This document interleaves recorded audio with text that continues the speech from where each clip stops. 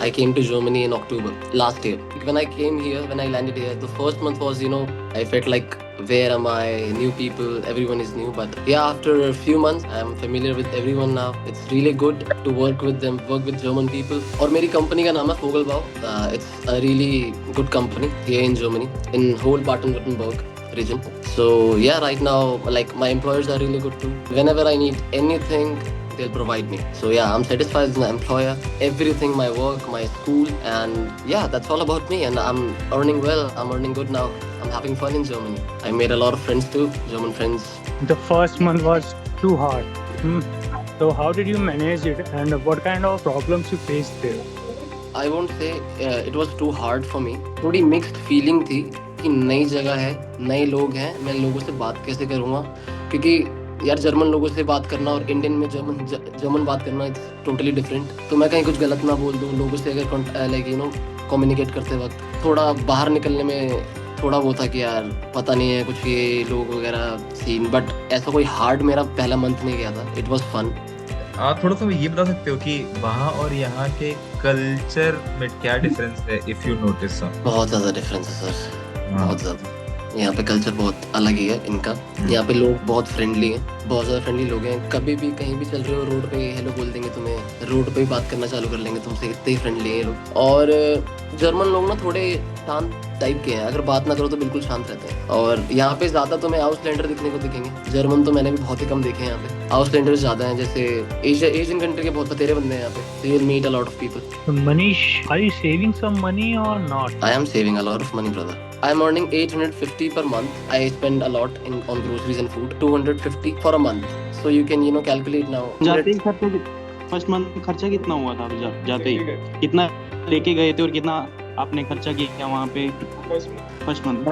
भाई हाँ बताता हूँ. वो एक्चुअली मेरे को भी नॉलेज नहीं थी इतनी. मैं अपने साथ ना 500 यूरोस लेके आया था इंडिया से. तो 500 यूरोस भाई मेरे 2 महीने थे मेरे जेब में. मेरे को जरूरत ही नहीं पड़ी खर्चे की, क्योंकि स्टार्टिंग जब तुम यहाँ पे आओगे तो ग्रोसरीज वगैरह स्टफ जो भी है तुम्हारा महीने का वो कंपनी भरवा के दे देती है, क्योंकि उन्हें पता है कि यू केम फ्रॉम इंडिया, तुम्हारे पास अभी कुछ नहीं है, तो वो सब कुछ करा के देती है. और अगर तुम बाहर खर्चा करते हो तुम्हारा यार 500 यूरो बहुत है. मतलब 500 यूरो अगर तुम जेब में लेके आ रहे हो ना तो 2 महीने आराम से चला सकते हो तुम 500 यूरो. बट वो ये तुम्हारा फिर हाउस बिल्डिंग स्टार्ट हो ही जाएगा जब तुम यहाँ पे आओगे. तुम्हारी फर्स्ट मंथ की सैलरी भी आ जाएगी, तो you won't be spending too much.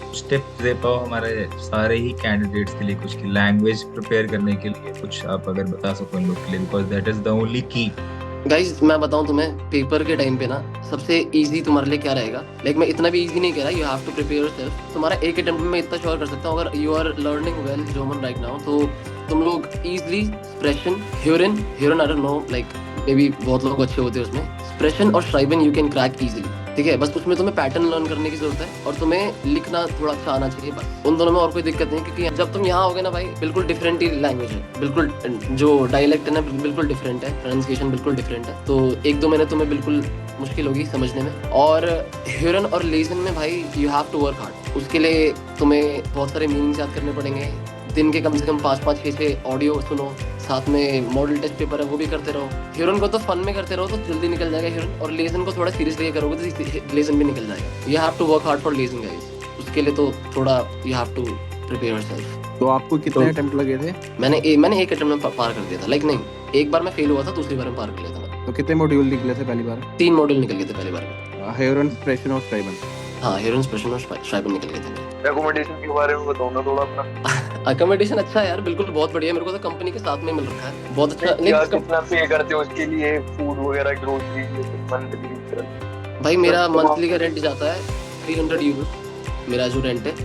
और जो मेरी ग्रोसरीज का है भाई, अगर तुम बाहर से नहीं खा रहे आलतू फालतू, ठीक है, और अगर तुम घर का ही राशन बना के खा रहे हो, घर पे सामान ला रहे हो, तो मैक्सिमम 150 और 180, उससे ज़्यादा खर्चा नहीं होता. 150 इज मैक्सिमम. अपार्टमेंट का जो आपका रेंट जो जाता है 300 यूरो, तो उसी के अंदर जो है भाई इंक्लूडिंग होता है इलेक्ट्रिसिटी, एनर्जी, टेलीफोन, रेडियो वगैरह जो इस तरीके के वो आते हैं बिल वगैरह करके, या वो अलग होते हैं? सब इंक्लूड होता है, क्योंकि तुम अभी आप भी हो ना यहाँ पे हाउस बिल्डिंग करने आए हो, तो यू आर अ स्टूडेंट. तुमसे बिजली बिल वगैरह जो कंपनी वो नहीं पे करवाती, वो तुम्हारा कवर्ड होता सारा उसी में.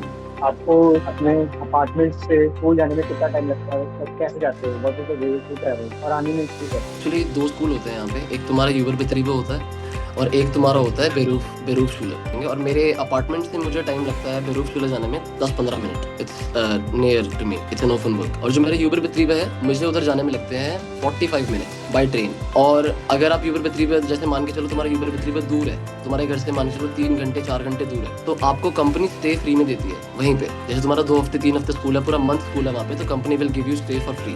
फूड भी मिलेगा तुम्हें, रहने का भी मिलेगा, अच्छा रूम होता है, उस स्कूल की तरफ से भी मिलता है, तुम्हें उस चीज़ की कोई दिक्कत नहीं। बट जो बेरूफ शुलो होता है उसमें अगर करीब है तो you might have to come home, और अगर दूर है तो you might have to stay there. It's totally depend upon you. Right. और ट्रेन से, और ट्रेन से ट्रैवल करना, ट्रेन से ट्रैवल करो, बस से करो यार, किससे भी करो, इजी है। और दूसरी बात ये, टिकट के पैसे होते हैं ना, जो तुम्हारे खर्च होते हैं पैसे, वो भी कंपनी ही पे करती है, कंपनी और स्कूल पे करती है। तो आपको उस चीज़ की टेंशन नहीं लेनी कि मुझे रोज रोज टिकट खरीदनी है। यहाँ पे एक डॉइचलैंड टिकट करके होता है, डॉइचलैंड कार्ड है, 58 यूरोस का आता है। उससे तुम ट्रेन बस किसी से भी तुम ट्रैवल कर सकते हो विद दैट कार्ड। तो वो कंपनी तुम्हें पे कर देती है मंथ का, बट तभी पे करेगी जब तुम्हारा स्कूल होगा, एल्स दे वोंट पे। Manish, could you please tell us that working hours आपके वहाँ पे क्या रहते हैं? Like fixed 8 hours हैं या expand भी होता है?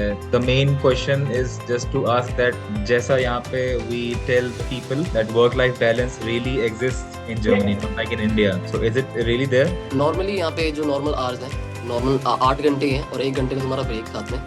सो इट्स टोटली फिक्स्ड, तुमसे एक्स्ट्रा काम नहीं कराते ये लोग। प्रॉपर जिस टाइम पे छुट्टी है उस टाइम पे छुट्टी होती है। जैसे नॉर्मली मैं जाता हूँ वर्क पे, सुबह 7 बजे मुझे जाना पड़ता है, शाम को 4 बजे I come back, like my work is finish. तो वो लोग ही मेरे को छोड़ते हैं, क्योंकि स्ट्रासन पावर का कभी-कभी ये होता है कि you might have to extend. अगर मैं एक्सटेंड करता हूँ तो they will pay me extra, और मेरे को जो नॉर्मली जो मेरा आर्ली पे है, अगर मैं एक्सटेंड करता हूँ तो मेरे को डबल पे मिलता है उसका। Oh, या इन स्ट्रासन पावर। तो ये कभी कभार हो जाता है, एक्सटेंड करा देते हैं, totally depend on your supervisor कि वो क्या कराना चाहता है क्या नहीं। और in the starting the work is not hard. अभी like I am just learning, they are just telling me stuff कि कैसे करते हैं, क्या करते हैं, सब कुछ बता रहे हैं। मुझे ऐसा कोई फोर्स नहीं कर रहा कि ये करो वो करो, like they are just making me learn new things. And या यहाँ पे वर्क लाइफ बैलेंस तो है, लाइक बेटर, मतलब बहुत अच्छा है इंडिया से। मैंने इंडिया में भी 2 साल वर्क कर रखा है, so it's better than India.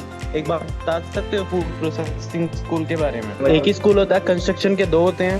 Food processing में तुम्हें तुम्हारी जो कंपनी है ना, तुम उसके अंदर ही सीखते हो, उसके अंदर ही तुम्हारे प्रैक्टिकल वगैरह होते हैं। और जो तुम्हारा बेरूफ शुरू होता है उसके लिए तुम्हारा स्कूल होता है, जो थ्योरी वगैरह होती है। बट जो कंस्ट्रक्शन होता है ना, उसमें तुम्हें पूरा प्रॉपर वर्क सिखाया जाता है। तो उसके लिए तुम्हें मेजरमेंट्स देखने पड़ते हैं, सारी मैप वगैरह देते हैं तुम्हें, वो चीज़ चेक करनी पड़ती है। तो उसके लिए अलग से स्कूल इन्होंने स्पेशली दे रखा है कि बच्चा लर्न करे चीज़, ये चीज़ कैसे बनाई जाती है, ये चीज़ कैसे बिल्ड होगी, क्या मल्टीप्लिकेशन, क्या सब कुछ होगा इसमें। तो इसलिए 2 स्कूल कंस्ट्रक्शन वालों के लिए, कंस्ट्रक्शन के लिए हैं, मैकेट्रॉनिक्स वगैरह वालों के लिए है, लॉजिस्टिक्स वालों के लिए आई होप सो हो, आई डोंट नो। भाई जो फूड प्रोसेस का स्कूल है और मतलब वर्क प्लेस है, तो अलग अलग होती है या फिर साथ में ही होता है? भाई स्कूल मैंने बताया ना आपको, स्कूल आपका कहीं भी हो सकता है। वो तो तुम्हारा जो हाउस बिल्डर होगा, जो तुम्हारा एम्प्लॉयर होगा, वो जो जिसने जिधर अप्लाई करवाया होगा उधर ही आपका स्कूल होगा। वो तो आई कांट से कि कितना दूर होगा। ऐसी क्या चीज लगती है कि गलती की कि हाँ यहाँ से इंडिया से नहीं ले जानी चाहिए थी? so all of you guys, before you will fly from India, I am the one who will be having a training session with you all, जिसमें मैं आपको सारे do's and don'ts बताऊंगा कि आपको ये सारी चीजें लेकर के जानी है और ये सारी चीजें लेकर के नहीं जानी है, प्लस ये सारी चीजें prohibited हैं, please don't carry them with you, so don't worry about all this, okay? So groceries के लिए जैसे अगर फर्स्ट मंथ तो कंपनी ही करवा देगी, सेकंड मंथ से हमें खुद से लाना है, वो कहीं आसपास है या दूर जाके लाना पड़ता है? नहीं, यहाँ पे बहुत सारे स्टोर्स हैं, supermarket. Manish, do we have applications like Zomato and etc? Yeah. No Blinkit sir, यहाँ पे ये चीज़ बहुत दिक्कत है। आपको अगर मन भी नहीं कर रहा होगा ना उठने का बेड से कि यार नहीं जाने का मन कर रहा, तभी भी तुम्हें उठना पड़ता है कि यार घर पे खाना नहीं है, जाना पड़ेगा बाहर लेने, तो यू हैव टू गो। तो जो अपार्टमेंट वगैरह होते हैं एकोमोडेशन के लिए, तो एम्प्लॉयर वो अपने हिसाब से ही तुम्हें देता है या तुम्हें सेलेक्ट करना होता है? अपने हिसाब से देता भाई तुम्हें, वो आपको अपार्टमेंट खुद ही लेके जाएगा। जैसे आप जैसे मान के चलो एयरपोर्ट पे आओगे, तुम्हें अपार्टमेंट वगैरह वो पहले से सेट करके रखते हैं तुम्हारे लिए। ऐसा कोई ऑप्शन नहीं देंगे तुम्हें कि भाई ये वाला घर है वो वाला घर है, तो चूज कर लो जो तुम्हें पसंद आ रहा है। साथ में बंदे रह रहे हैं और वो बंदे मैनेजेबल हैं, वो समझ रहे हैं कि उन्हें लग रहा है कि नहीं अपार्टमेंट अच्छा नहीं है, तो you guys can have a new apartment. मिलकर कंपनी को बोल सकते हो कि we are not comfortable here, हम नया अपार्टमेंट ढूंढ रहे हैं, उसमें रह लेंगे, हमारे लिए वो बढ़िया है। बट मैं तुम्हें बताऊं, कंपनी जो अपार्टमेंट दे रही है उसमें रहो, वो बेटर है, क्योंकि स्टार्टिंग जो तुम्हारा हाउस बिल्डिंग चल रहा है वो 3 साल तो कंपनी ने जो दे रही है वही लो, उसके बाद तो तुम्हारे ये सब कुछ जो करना है फिर तुम जो मर्जी करना करो। Which means वहाँ पे बायसनेस नहीं है। अगर आप यहाँ से जस्ट पहुंचे हो, लैंग्वेज आपकी इतनी अच्छी नहीं है ऑब्वियसली, सो ऐसा बायसनेस आप वहाँ फील नहीं करोगे। बिल्कुल नहीं। वेल ऐसा वैसा कुछ है? नो बिल्कुल नहीं। Thank you guys, thank you Manish for joining the session. Okay. Thank you Manish भाई। Thank you everyone.